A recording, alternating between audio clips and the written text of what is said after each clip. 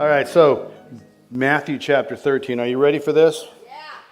Last time I was here, I talked about the kingdom of heaven is like a drag net, which means it's a net thrown out in the water, and then they drag it, trying to scoop up all the fish, and then they pull the bottom up, it's full of fish, and the good and the bad come together. And we've done a lot of kingdom of heaven is like, and it's been kind of amazing. Lots of really amazing things. Probably things that we don't recognize as being part of our belief system, our church system. But today I'm in Matthew chapter 13, starting in verse 53 through 58. And here we go. This is the end of chapter 13. When Jesus had finished these parables, he departed from there. He came to his hometown and began teaching them in their synagogues, so that they were astonished and said, "Where did this man get this wisdom and these miraculous powers? Is not this the carpenter's son? Is not this his mother called Mary, and his brothers James and Joseph and Simon and Judas? And his sisters, are they not all with us? Where then did this man get all these things?" And they took offense at him, but Jesus said to them, "A prophet is not without honor, except in his hometown and in his own household." And he did not do many miracles there because of their unbelief. Can we just say together, he did not do many miracles? Do it. He did not do many miracles there because of their unbelief.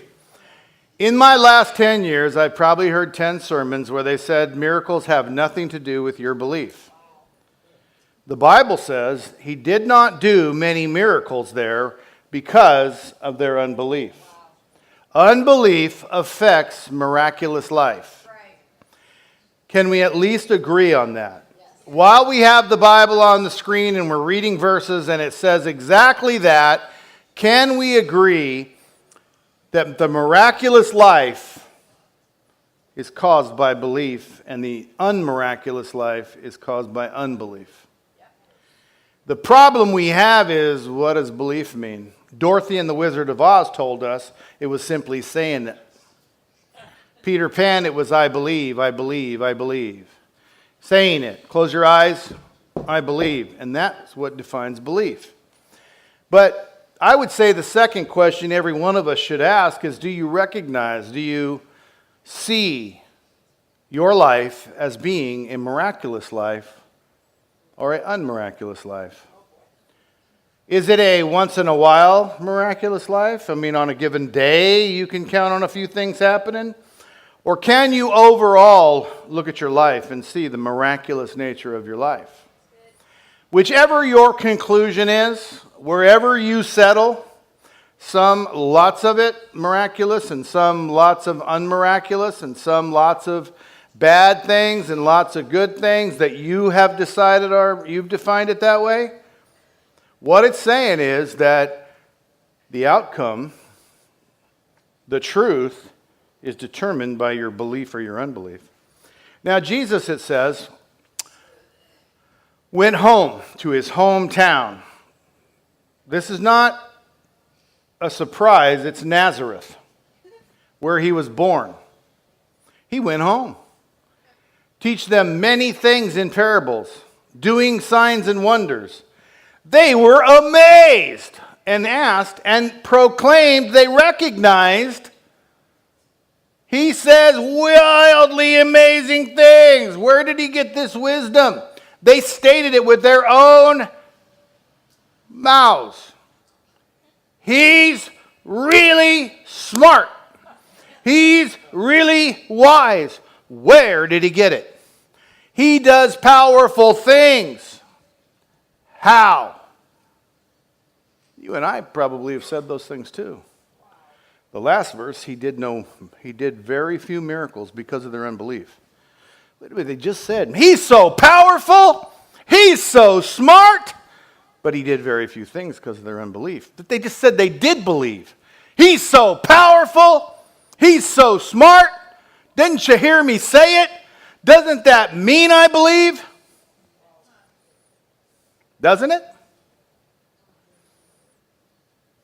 Everybody I talk to seems to think that's what means belief, and yet he did few things.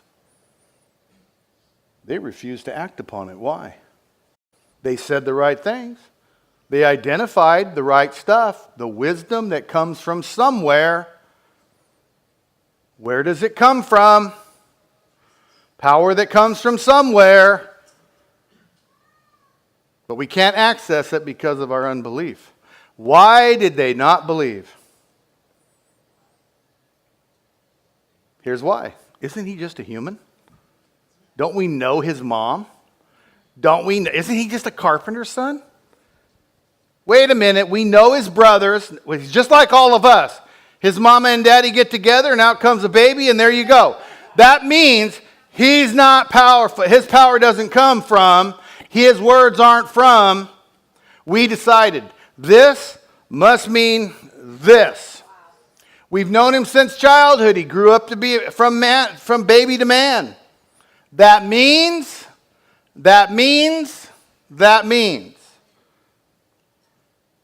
And it doesn't mean that at all. All the time people are telling me what the truth is, and it's like, I don't know how you come to that conclusion based on your evidence. Just because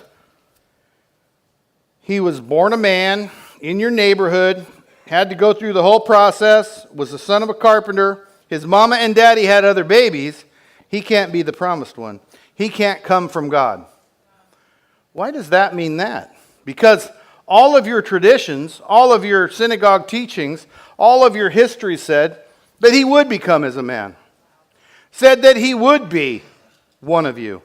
That he would come as a seed from amongst your nation. A seed by nature is that you're born a human being. Crucified, hung on a tree, sacrificed for all of these 300 prophecies about the Messiah were fulfilled in Jesus' day. By the time this is written, it had to be quite a few of those 300. They had, and their communication thing of gossip over the fence, down the road, carry it to the next town, tell everything you know, was really a good communication practice. They were all hearing the stories that he was healing, that he was preaching, that he was doing all these incredible things, calming the seas and all the things he did. It's being passed. They know it fits. The hundreds of prophecies about the coming Messiah, he's fulfilling them all. He's somewhere in the middle of the 300 he will eventually fulfill. Identifying himself, proving himself, showing himself, every evidence on earth that should say we know exactly where he gets this wisdom. We know exactly where this power comes from. We can see it in front of us with our own eyes. We see that those who trust and believe have peace. We see that those who follow him are taken care of. Thousands come out with 2 fish and 5 loaves and they're all fed. We can see it. He's doing exactly what the prophecies said. We know just who he is. We know just what he is. We know just where he came from. And we know that what he's saying is true. And they didn't say any of those things. They said, how can this be true? He's got brothers. He's got sisters. Don't we know him? I hear over coffee klatches in little gatherings. I get it sent to me all the time. My dad says you're a this. My dad says you're a that. My friend says this. I know a man who says this about you. Good. Go with that. That's going to work out real good for you. How about you look at the fruit of a person's belief? I have watched you sacrificially lay down your life. I have watched you give your last. I have watched you love with all your heart. I have watched you do things that in our 21st century world are not normal or natural for a person to do. And I have watched your belief take hold. I know where you came from. Not what's in it for you. Where are you stealing? Where's the hidden secrets about you? I know you. You're like everybody else. We can talk about it, but it's not true. People who are true, their fruit will bear truth. People who are false will bear false truth. It won't be true. So let's go to the subject where he says why they couldn't do miracles. Jesus says it's because a prophet never fails to receive honor, except amongst those who are familiar with him. What does that mean? There's a whole movement about honor today. Clearly a misunderstood movement about honor. What is this honor? If what they were supposed to do was honor Jesus, what was that? Sometimes in these towns they go to, Bethsaida, the city of unbelief, they come to test him. It's almost like walk across my swimming pool. Prove to me who you are. Show me again who you are. I've already seen who you are, but now I want you to show me again because I want to see it, baby. I want to know. I want to be part of the party. And he rebuked them. Here he just said, prophets always receive the honor they deserve, except amongst those they're familiar with. I personally am in a position, they put this on YouTube, I get dishonored by people that don't know me. You know that doesn't hurt me at all? Doesn't even like you don't know me. It's when someone comes inside, they get inside, and then they betray you. Man, that hurts. I can't imagine what it's like for him. Every one of you know exactly what I'm talking about. Strangers do something, they flip you off at the red light, or they, you don't know who they are. It's like, what an ass. Ain't no big deal. Your son walks up to you and does that. Whoa. I have spent my whole life being faithful to you. I have taken care of you all your life. That hurts. So what is this honor that they were supposed to give but didn't give? I think that one of the critical errors that causes the jails to be full, life to be dysfunctional, us to betray those we should love, and those that should love us to betray us, one of the most powerful knowledges that is missing amongst our 21st century American neighborhoods is the definition of honor. You are looking for me to give you honor. It's so much so that if I pick out a leader in my church, I have heroic leaders in my church, and they have showed up in this fire. They are out there. You don't know where they're at. They are serving like you wouldn't believe. And I could say, I just want to recognize the honor of so-and-so. Problem is, I would miss out on others. I would fail to honor others.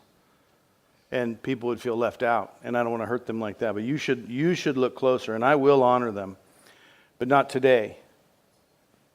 What honor is a gift that a person gives to themselves. You cannot honor me. You have no ability to give me one iota of honor. If you stood up and said, Steve Orsillo is and you said I was the most honest man you ever met, you really don't know that I'm the most honest man you ever met. You really don't know. Only I know. I give myself the honor. You recognize it. That man is honest.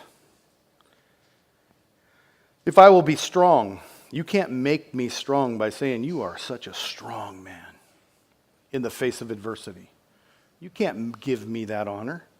All you can do is say, I have watched you in difficult times and you are strong. Jesus preached wisdom, amazing things, so much so that they admitted he preached amazing things, and he was so powerful that all they could do was say, you are so wise and you are so powerful. You must be the Messiah. They couldn't make Jesus the Messiah. They can't make Jesus God in the flesh. All they can do is recognize who he is, like Peter did, and say, you are the Christ, the Son of the living God. You notice this recognizing of the honor of who Jesus proved himself to be over and over and over. And the Pharisees dishonored him. They decided to do was not look at the honor that he had given himself. The honor that he had created by being sinless. The honor that he had created by teaching truth. The honor that he had given himself by healing and mercifully stopping to take the time to touch people who were weak and hurting, that did not have the power that he had. Teach them the truth who were confused and who were lost. Give of himself his own plans or whatever else. He left heaven as we know it. They didn't know that yet. We today know that. People ask me all the time, why do you sing so long? Why does your music go on so long? I say, are you kidding me? I feel guilty that it doesn't go on longer because he deserves so much more than we do for him. And I see people who have no ability to worship him. You do not understand. You have not learned how to recognize his honor. You have not recognized his sacrifice, his love for you. You have not recognized how much he has given you and done for you, how good he is. Right now, there are thousands of people who've lost their homes in fires. Folks, I don't know if you all know this. I'm just going to say it. I'm one of them. And I mourn for those people. They don't have what I have. I faced my burnt house and said, I can't wait to see the glory of God. He has proven himself to me. And I can tell you now that I'm living in my home. It's rebuilt. I said this to a guy I didn't know he was burned out. Him and I have talked the whole time I've been building my house. He's a worker at Home Depot. I said, are you kidding me? This fire has turned out to be the greatest blessing I've ever experienced in my life. Really? And I heard in the tone of his voice, I said, oh, you didn't get burned out, did you? Lost everything. And I knew that pain, that he doesn't understand God. He doesn't have a church like this in his life. He didn't understand the value of you so that he could have a you in his life before his house burned. I understood the value of you so that when my house burned, I had that value. I had given honor to that value. I didn't give honor. I recognized that honor that you had, being you, given yourself. You understand that? I hope you followed that. If I am honest, it doesn't matter if you tell me I'm honest. I know it. When you say I'm honest, you don't make me honest. You simply recognize that I am. If I tell the truth, you can't make me what I say be the truth. All you can do is recognize that I told the truth and give me the honor of being a truth teller. Do you understand that? So many people in the room are living in dishonor. And I'd like to give you the definition of that too. I don't want to bore you. I don't want to confuse you. Dishonor is a completely different word. We in English call it honor and dishonor, but they're not the same. Honor is a gift a man gives himself. Dishonor is something someone else tries to rob you and destroy you. When it says the devil comes to steal, kill, and destroy, the word destroy, steal and kill are easy to understand. He wants to steal from you and kill you. And once you're dead, he wants to destroy you. And how does that work? He wants to dishonor you. At a point where you have no ability to give yourself any more honor, he wants to wipe you from the face of the earth. He wants to wipe your memory from the face of the earth. That's what dishonor is. Someone who robs you of what you have, robs you of your self-esteem, robs you of your ability to like you, your ability to value you, your ability to give what you have away and trust the Lord. Most of you can't trust God in your lives at the level he wants you to because the devil has been successful in destroying relationships. You can't trust people, so you can't trust God. You think you have to take care of you. When the truth is, you have to learn how to let him take care of you. One time, I went to my pastor. Most of you know, some of you don't. I've never taken money to be a pastor. Except for a 2-year period in Sacramento, most of my life, I've never been paid a salary to be a pastor. And I went to my pastor and said, I'm going to quit my carpenter job for a season to try to get these ministries I'm working on in order. And I just wanted to let you know. I'm available during the day. And what do you think about that? He got very upset with me. Told me my number one job on earth was to provide for my family. I love this man to this day. He's still the man I call my pastor, so I in no way want to make him, look bad. But I shoved the Bible. There happened to be a Bible on the table. I shoved it and said, would you show me that that's my number one job? Because I missed that when I read it. I thought my number one job was to trust in the Lord and learn how to trust in Him to take care of me.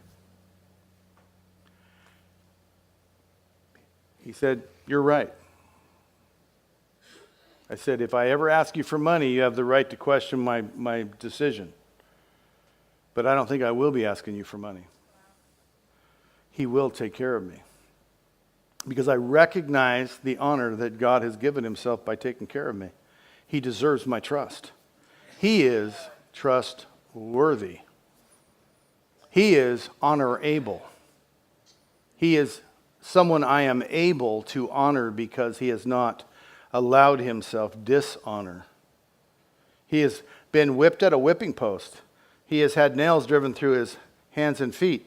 He has been beaten to where He doesn't resemble a man and did not dishonor Himself. Did not give any man a right to dishonor Him. And so today, some 2,000 years later, here we are.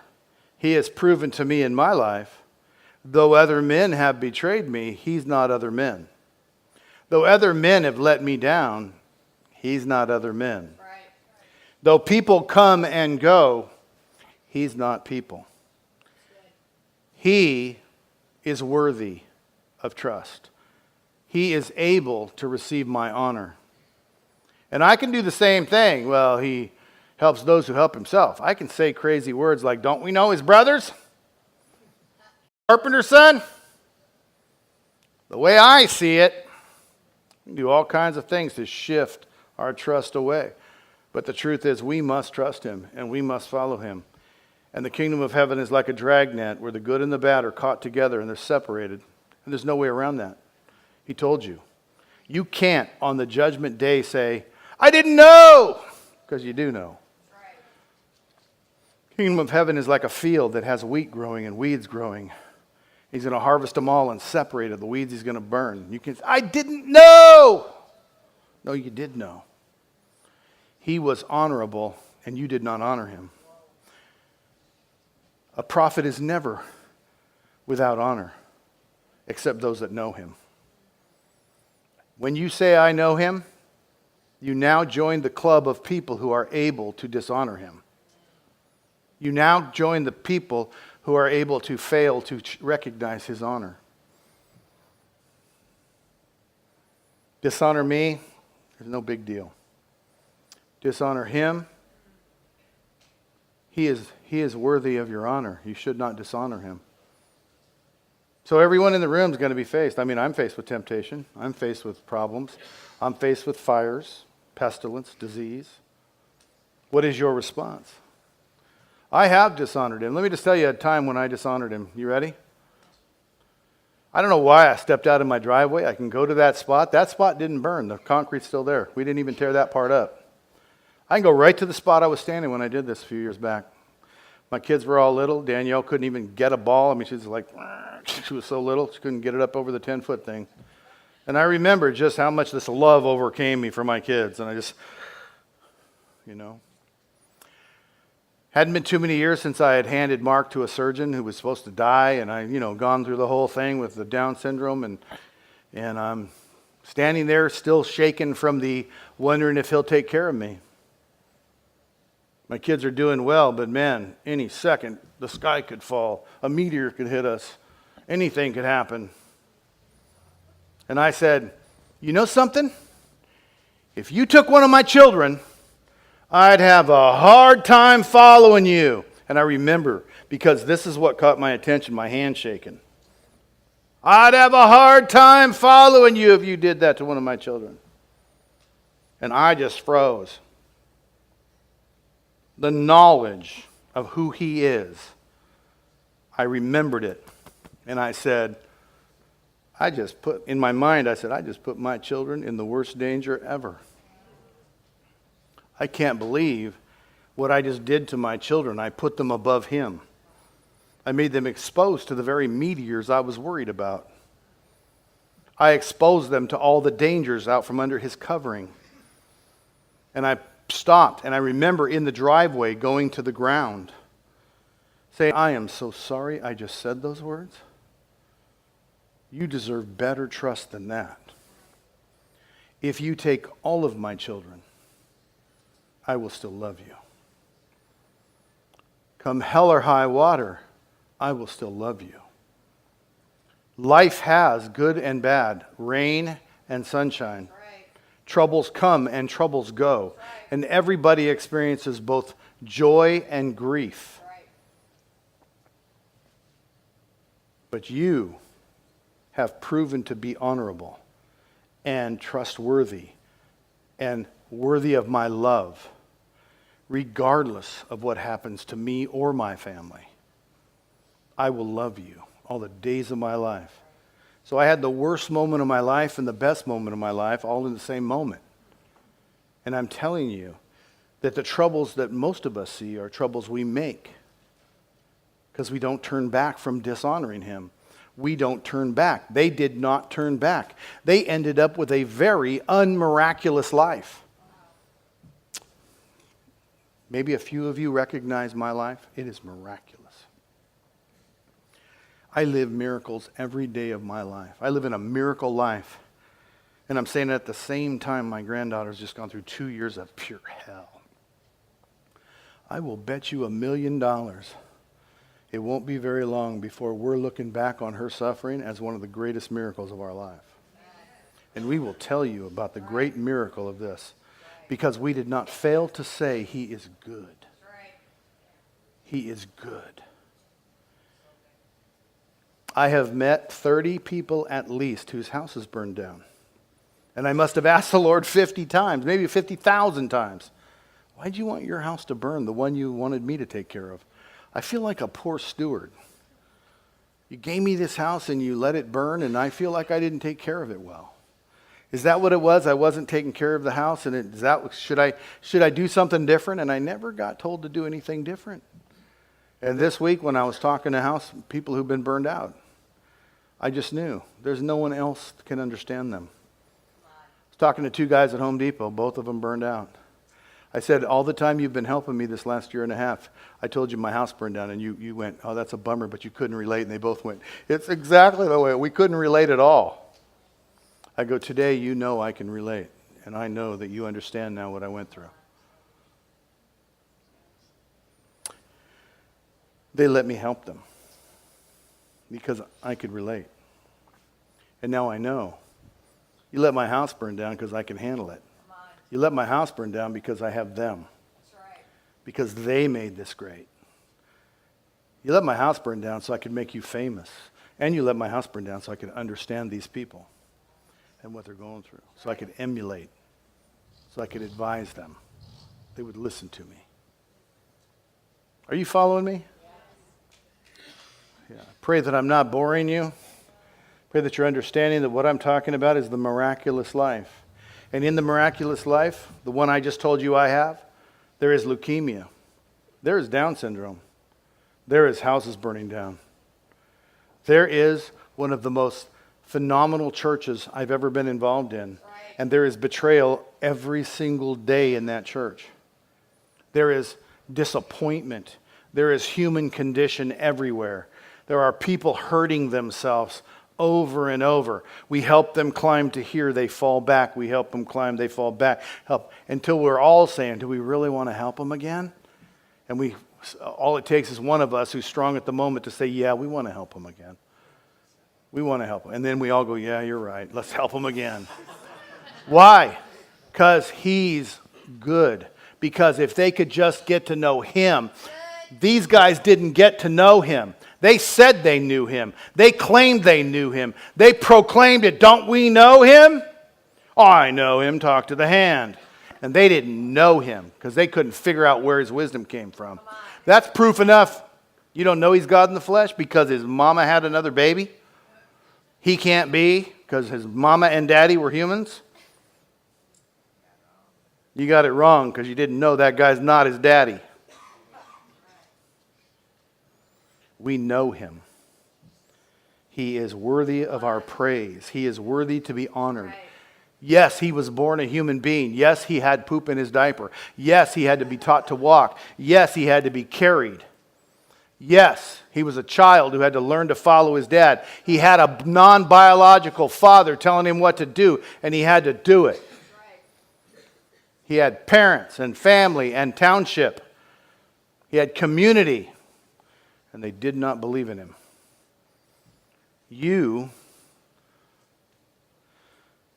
still have the same responsibility to believe in him. You want to know the truth? You want his great wisdom to be of benefit to you? Get to know him. Decide in your heart he's honorable. Your flesh will lose its power. It will. Submit and surrender yourself to other human beings who walk with him, who know him. And dysfunction will lose its power.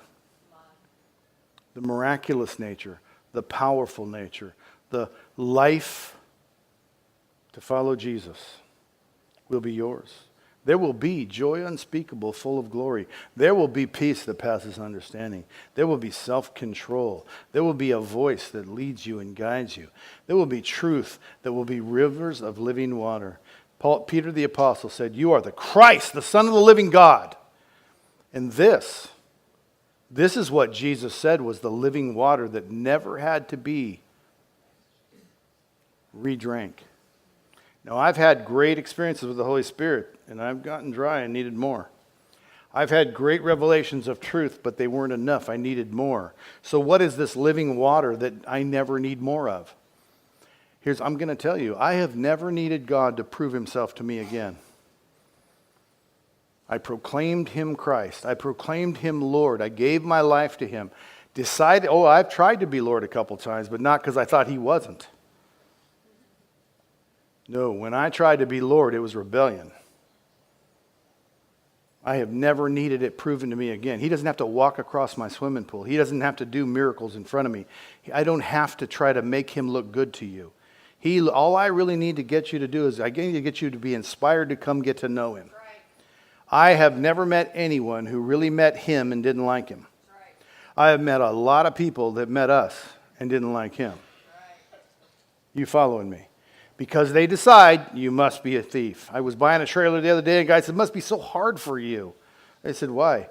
"To be around all these other pastors that are so dishonest. They're all in it for the money." I said, "I don't know very many pastors in this for the money." "Oh, there's a one or two. There's going to be examples. But I don't know very many pastors in it for the money." I can tell those of you that don't know me, I don't get any money. And I don't want to. What I get is so great, so much better than money. I want to be the biggest giver around, and I try really hard to give it all away because it's the best thing there is, because he said it was better to give than receive, and I decided to put him to his word. He's trustworthy. You can trust him. It's better to give than receive, and I'm here to say he's right. He proved it. He gave and he gave and he gave, and it was good. So Jesus went back home, and he said, "A prophet who should be honored has honor everywhere he goes." People recognize you're chosen. Till he goes home, and they say, "You're human. You got mamas and papas. You got brothers and sisters. We know you're nothing." Or they say, "Oh, you're in it for the money." Or they say, "You're a liar." Or they say, today's version is, "You're religious," or "You're legalistic." Thank you, honey. But maybe you don't know what you think you know. Maybe you should look at Jesus, see what he is, and give him credit for being what he really is. Maybe you should look at the leaders that he's appointed in the churches you go to and decide maybe they deserve honor. Maybe they deserve you recognizing what the honor that they've given themselves. Maybe they deserve to be told that they did good instead of always that they did bad.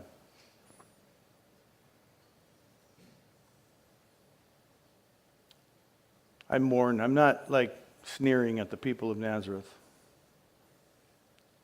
But for the grace of God, that's exactly how I would judge everything. But because I met him, he showed himself to me. I said, you're real. I got no answer for that. And go over here and make my own thing and prove it to everybody. Tell everybody how great my own thing is. But you're real. I think maybe I should just listen to you and do what you say. Amen. Then I read those words about lay down your life. Oh, God. Pick up your cross, deny yourself. I don't want no cross. If I deny myself, nobody else is going to say anything for me. Yeah, but you said it. Deny yourself, pick up your cross, and follow me. And then when he was praying, he said, Father, you have glorified me as I have glorified you.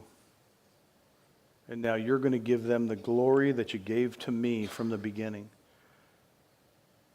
And if you will only recognize the glory that God has given people, the rightness that the right things they've done. What's that verse about? If there's anything pure, if there's anything good, look on these things. It goes on for a while, anything.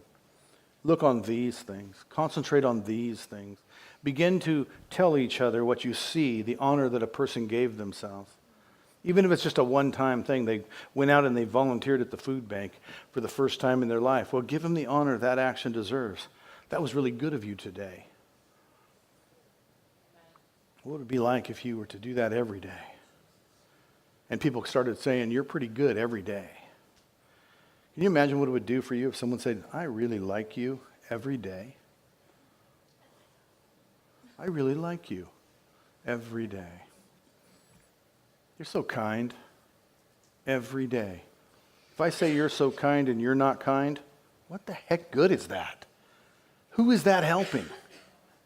But if I say you're so kind and you are, and you have decided to be kind, and they recognize it, man, it just makes you want to look for places to be kind. Yes, I like that. Maybe someone else will say it. Maybe they'll feed me. Maybe they'll recognize that I am able to be honored, that I am worthy to be trusted, that they can count on me. And that's what they refused to do for Jesus. They even said it. He's powerful. He's wise. Yeah, but he's human. Oh, okay, then forget all that. And that's what you and I tend to do with each other. And it's what we tend to do with him. I almost want to have a question and answer right now. Because I feel like this is, heavy, yet so good, has so many elements to it. But I want to leave you with this. There's two things you need to get from today. I want to simplify it, nutshell it for you. He is worthy to be praised. If we did 3-hour worship services, not one of you should leave. Because that isn't even near enough honor that he deserves. If we did them every day, there should not be enough room for him to get what he deserves, for what he has done for us. If he doesn't do another thing, he should continue to be praised for what he already did. He is worthy of our praise, of our honor. The second thing is, honor is a gift you give yourself. You're looking for everybody to notice it. Doesn't matter if they notice it or not. You noticed it. You knew you did right. You knew you did good. You know you were sincere. You know you were loving. Make yourself honorable. Give yourself honor. I promise you, eventually it will fill up, run over, and pour out.